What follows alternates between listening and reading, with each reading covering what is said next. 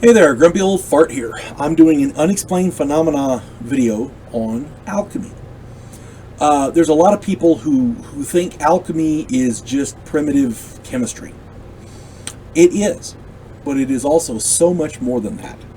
For those of you who don't know, alchemy is the precursor to modern science and chemistry, and maybe a little bit of mysticism thrown in, here and there. The origin of the word alchemy is unknown. Some believe its origin is the Egyptian word chem, meaning the rich, fertile mud of the Nile.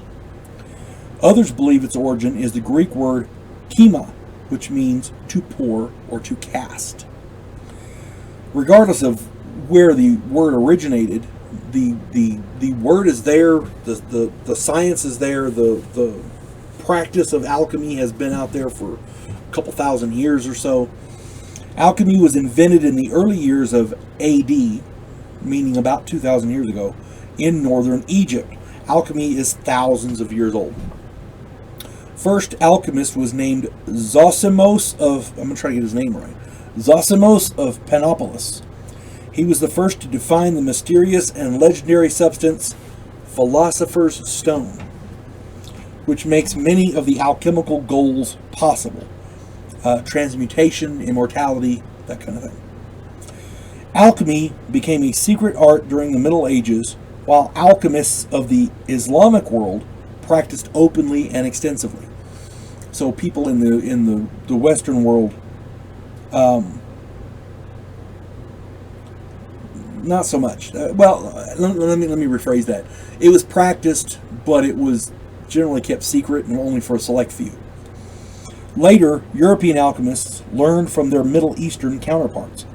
Rich nobles had court alchemists. Holy Roman Emperor Rudolph II in 1580 had over 200 alchemists working for him. Many alchemists were tortured for their secrets. Many more fled for their lives. One of the goals of alchemy was to be able to transmute base metals into gold. So, yeah. Most nobles, there's an old saying, every civilization in history goes by the golden rule, and it's not do unto others. It's he who has the gold makes the rules. Well, if everybody can make gold becomes worthless, and that's a power base for most rulers. So being able to transmute the base elements, the ruling nobles wanted that, but they didn't want anybody else to have it. So knowing how to do that is great. Sharing it, not so much. In modern times, physicists have succeeded in transmuting tiny quantities of base metals into gold. I didn't know that until I was researching this video. This is only one of the goals of classic alchemy. Others include immortality, divine wisdom, and how to create life.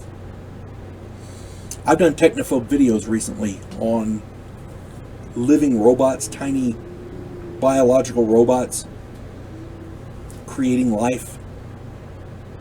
They're doing that now, and it's freaking scary. Cloning, for example. Historically, there have been many famous alchemists. Roger Bacon was a 13th century friar who was considered the greatest scientist of his time. He created gunpowder as opposed to black powder. He was sentenced to life in prison for heresy in 1284. Nicholas Flamel was a 14th century Parisian scrivener. He claimed to be able to turn mercury into gold. Let me rephrase that. He actually said he did it on January 17th, 1382. Can't read my own writing. Before he died, now keep in mind, everybody kind of scoffed. Yeah, whatever. What the hell is this little scrivener doing? He can't do anything, right? A scrivener is a scribe, by the way. He writes things. He's a writer. He makes copies of written word, that kind of thing. He's a scribe. And then, of course, before he died, he left massive amounts of gold to 14 hospitals, 3 chapels, and 7 churches. He and his wife left all this money to charities, all in gold. Where did a scrivener a scribe get that much gold? You see what I'm saying? And another point to this, he and his wife were seen alive and well for centuries after their death. So maybe he did transmutation immortality. Who knows? Another man, Theophrastus Bombastus von Hohenheim. I hope I'm saying his name right. He was also called Paracelsus. Paracelsus used alchemy to heal the sick and diseased. So he was doing good with it. He wanted to be a doctor, basically. He determined that, this is the guy that determined black lung was caused by miners inhaling mineral dust in mines. Everybody else thought it was evil spirits or whatever. Paracelsus claimed to have created a human life in a test tube called a homunculus, which he later destroyed because he felt it was wrong to create a life without a soul. So, and he didn't hide it, he made it public. Other alchemists used his formula, claimed to have used his formula, and created their own homunculus.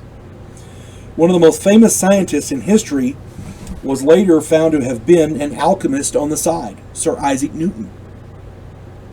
Regardless of the rumors and the legends, which may or may not be true, certain successes in alchemy have been recorded in abundance. Many modern scientific disciplines have their roots in alchemy. So while we can scoff at what they attempted or what they claim to have achieved, you cannot scoff at the results that we know for a fact they did achieve. Many of which are the basis for modern scientific disciplines. Hope this finds everybody well. Hope this finds everybody well. You folks have a good day. God bless one and all.